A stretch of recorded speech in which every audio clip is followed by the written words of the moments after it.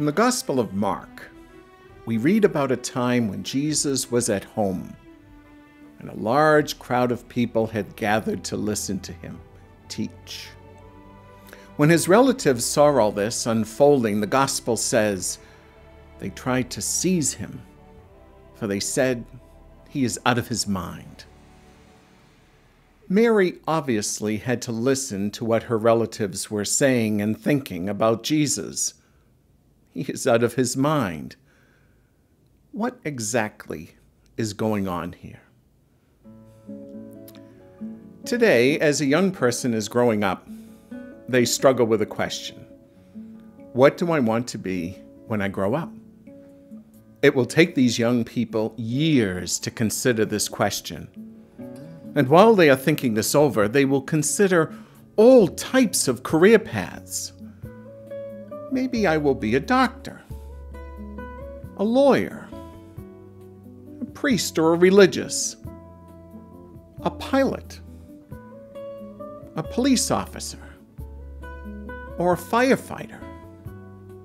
The list is endless. They may consider to follow the career path of one of their parents or relatives, or they may not. This question, what do I want to be when I grow up, was never asked in the first century. There was no question what you would do. It was determined the moment you were born. Whatever was the way of life and career path of your family would automatically be your life's direction, with no idea of changing career paths ever in your lifetime. There also was no concept of moving up the social ladder during your lifetime. However rich or poor your family was, that would be your situation in life for your entire life. There is no other way that life could unfold. Your career and your status in life would never change. So in the first century, Jesus had only one career path open to him. He would be a carpenter. Actually, the Greek word used here is tekton, and it means both a worker of wood and stone, though our traditional translation of this word is usually carpenter. So Jesus is supposed to be a carpenter. But what is he doing? He is preaching and teaching and acting like a rabbi. This obviously was not meant to be his career path. So the relatives of Mary conclude he is out of his mind. How could he even think of a career different from what was meant to be? A way of life that was on a very different social level than a carpenter.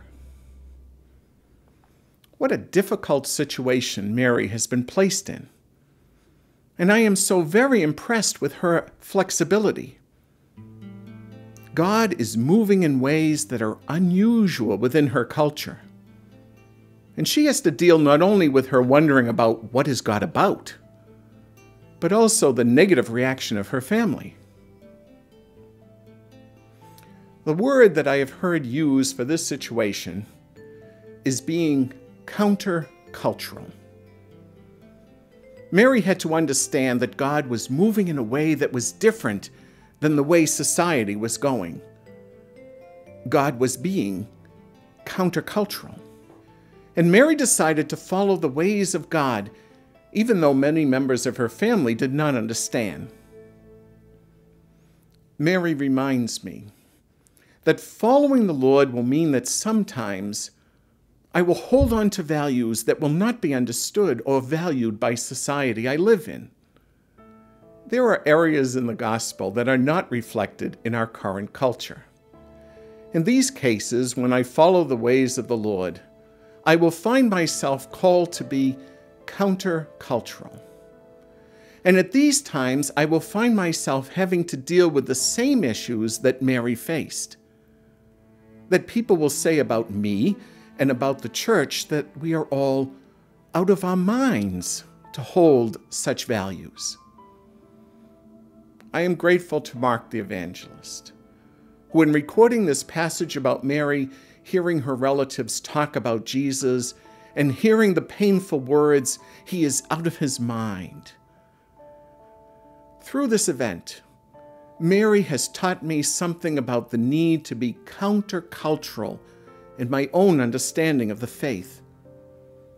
There will be times that the ways of the gospel are not the ways of the society and the cultural values around me. And when this happens, I will have to bear the confusion of those around me, of my thoughts and actions being countercultural. May Jesus, the most holy Redeemer, hear all of our prayers. And may Mary, under the title of our Mother of Perpetual Help, hold each of us tenderly in her arms.